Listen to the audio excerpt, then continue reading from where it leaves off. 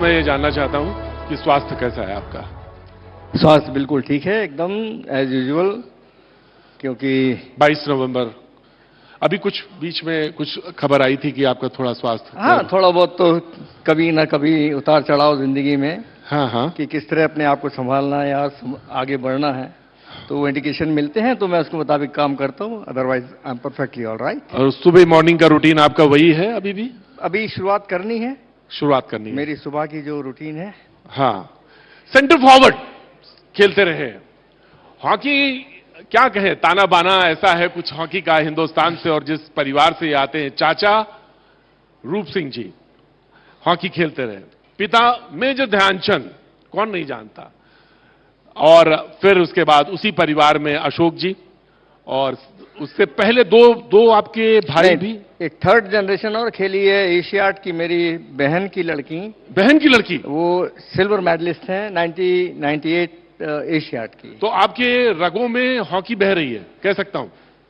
शुरुआती हॉकी की परिवार से हुई, और मैं कहूं कि पहचान हॉकी को जो परिवार ने और उन सूरमाओं ने दी, उन खिलाड़ियों ने दी, ध्यान सिंह, रूप सिंह, जो ध्यानचंद बने, रूप सिंह रूपचंद बने, और घर में 6 ओलंपिक के मेडल्स मौजूद हैं, 5 तो परिवार के गोल्ड मेडल, और मुझे कहते हुए संकोच होता है लेकिन आज उसकी कीमत बहुत ज्यादा है। जो ब्रॉन्ज मेडल मुझे मिला 72 का, वो छठा मेडल मॉन्ट्रियल ओलंपिक।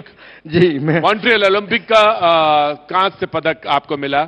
और एक चीज और है, वो आंकड़ों की बात हो रही थी, सब लोग मेजर ध्यानचंद कहते हैं, लेकिन मैं इतना कह सकता हूं क्योंकि यूपी का हूं तो दद्दा। जी, दद्दा ही बोला जी, दद्दा का कल पुण्य स्मृति है। और एक चीज और है, और वो डेट ये है कि 1975 में आपने वर्ल्ड कप जीता हॉकी का। जी, कुआलालंपुर, राइट सर? राइट। और 50 साल उसके भी पूरे हो रहे हैं।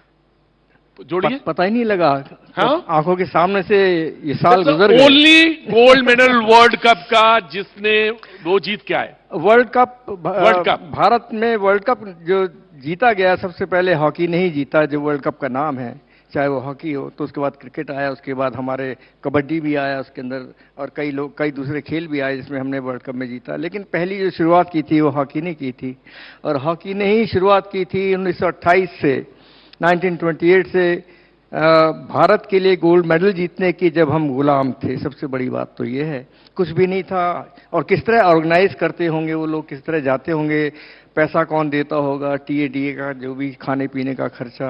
अशोक जी, मैंने भी बहुत शुरुआती तौर पे जब स्पोर्ट्स की बात आई तो हॉकी की स्टिक मेरे पास भी आई, लेकिन मेरा दूर फिर वो छूट गया, मैदान छूट गया, तमाम सारी चीजें छूट गई।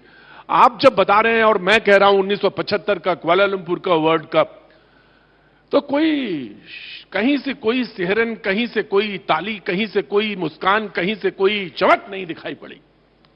लेकिन जब मैं कहता हूं कि world cup cricket, Kapil Dev, अभी देखिए 4-5 चेहरे मुस्कुराने लगते हैं, देखने लगते हैं। मुझे तो अफसोस होता है, लेकिन मैं आपसे जानना चाहता हूं ऐसा क्यों हो गया। मैं कंपेयर नहीं कर रहा, स्पोर्ट्स है। नहीं, मैं इसका एक पहले मिसाल के तौर पर जरूर आपको बताना चाहूंगा कि जब आपने मेरी तबीयत पूछी तो मैं भी 4-6 दिन पहले एस्कॉर्ट्स हॉस्पिटल में गया, और वहां पर जब मैंने चेकअप किया मैंने, और जिन डॉक्टर साहब ने, डॉक्टर विवेक जेटली साहब, उन्होंने मेरा मर्ज तो पहले पूछा ही नहीं, आते ये अशोक ध्यानचंद, ये हमारे वर्ल्ड कप हीरो, ये मेरे आइडियल, और ये वर्ल्ड कप के चैंपियन ध्यानचंद के बेटे। तो उन जगहों पे जाकर जब इस तरह की जो एक उम्र वाले लोग हैं, जिन्होंने 70 से 80 का एरा देखा है खेल का, उनके दिलो दिमाग में हॉकी ही है। मैं ये नहीं कहता क्रिकेट या कबड्डी या जो कुछ, सब सारे खेल अच्छे हैं, लेकिन हॉकी ने एक हमको जो पहचान उस जमाने में दी, जो हमारे पास कुछ भी नहीं था। लेकिन अब अच्छे दिन आ गए। लेकिन अब अच्छे दिन आएंगे, और आ रहे हैं, और आएंगे। अब अच्छे दिन आ गए ना। 75 वर्ल्ड कप की बात करी आपने, हाँ। तो एक सीढ़ी थी जो हमने पार करी, हमारी टीम ने पार करी। और सबसे बड़ी एक लाइन बताना चाहूंगा मैं आपको जी, कि मैं 70 से खेल रहा था, 1970 से इंडिया के लिए, तो एशियाड में सिल्वर, वर्ल्ड कप खेलने गया, पहला world cup bronze medal, Olympic गया ब्रॉन्ज मेडल, तीसरा गया वर्ल्ड कप खेलने सिल्वर मेडल, फिर एशियाड 74 सिल्वर मेडल। घर में जाऊं, मेरे घर में मेरे चाचा रूप सिंह, ध्यान सिंह साहब, उनको मैं मेडल दिखाता नहीं था, शर्म के मारे कि क्या ला रहे हो। उनका जमाना था गोल्ड मेडल का, और मैं उनका पुत्र, उनके परिवार का सदस्य होने के नाते जो मेरा कर्तव्य था या जो मुझे करना चाहिए था, लेकिन यह अकेले का खेल नहीं है, टीम गेम है। तो मेरे दिमाग में था कि कब वो मौका आएगा कि जब मैं गोल्ड मेडल लेकर अपने चाचा और बाबूजी के सामने खड़ा होऊंगा। और वो मौका 75 मिला है, और यकीन मानिए जब वो मौका मिला मुझे और मैं घर में आया हूं मेडल लेके, और मैंने सिर्फ उनके चरण में रखा हो और चरण स्पर्श किए, तो उनकी थपकियां सिर्फ मुझे महसूस हैं जो आज तक है। ये 25 साल के आप होंगे? मैं 25 साल का था। 75 में जब आप खेल रहे थे और सेंटर फॉरवर्ड खेले, तो मुझे याद है वो फाइनल मैच। खैर मैं उस समय हॉकी का खारा भी नहीं जानता था, लेकिन जब बहुत सारे लोगों मिले, बहुत सारे उम्र आपकी 25 साल रही होगी जब आपने खेला होगा जी। वर्ल्ड कप मैंने जो और खेला फाइनल में वो एकमात्र गोल था पाकिस्तान के खिलाफ। नहीं, सेकंड गोल था। पहला इक्वलाइजिंग गोल लेट सुरजीत सिंह ने किया था, जो आज दुनिया में नहीं है, सुरजीत जी का। और सबसे महत्वपूर्ण गोल किया था सेमीफाइनल में असलम शेर खान साहब ने। जब हम मलेशिया से एक गोल डाउन थे और 4 मिनट का टाइम बच रहा था, घड़ी सामने लगी थी, 4 सुइयां बढ़ रही थी, हमारी धड़कनें बढ़ रही थी। आप सिर्फ सोच सकते हैं कि मेरी क्या या हमारी टीम की क्या मनोदशा होगी। और उस 4 मिनट के अंदर हमारे लेट और ग्रेट हमारे सरदार बलबीर सिंह जी, बलबीर सिंह वो हमारे मैनेजर थे, बाबा बोधी साहब हमारे कोच थे, उन्होंने असलम शेर खान को भेज दिया कि अब जाके तुम खेलो, और किंडो साहब को बुला लिया। अच्छा, किंडो साहब को बुला लिया। और जैसे ही उन्होंने असलम को भेजा, मैंने एक पेनल्टी कॉर्नर अर्न किया टीम के लिए, और जैसे ही ये टीम अर्न किया, असलम ने बॉल छुई भी नहीं थी और पेनल्टी कॉर्नर मिल गया, और वो गए हैं, उन्होंने बॉल फेंकी गई है, असलम ने ताबीज को चूमा, और मैंने जो देखा वो सिर्फ गोल में तख्ता बसते हुए जो एक था। तो ये रोमांच था उस खेल का।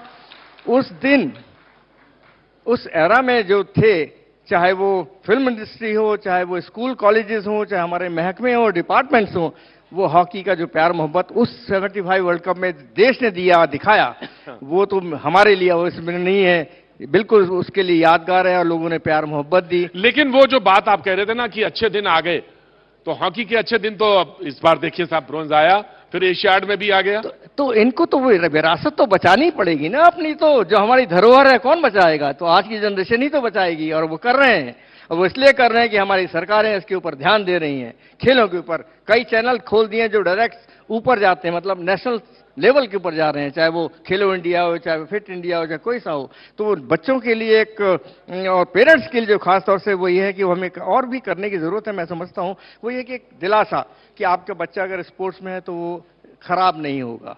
अगर वो दिलासा कहीं से मिल जाए पेरेंट्स को, तो हमारे पेरेंट्स आज करने के लिए बेताब हैं। मैं आपसे एक सवाल पूछना चाहता हूं, बहुत विनम्रता के साथ एक सवाल पूछना चाहता हूं। जब आपने कहा कि हमारी सरकार कर रही है, मुझे अच्छा लगा।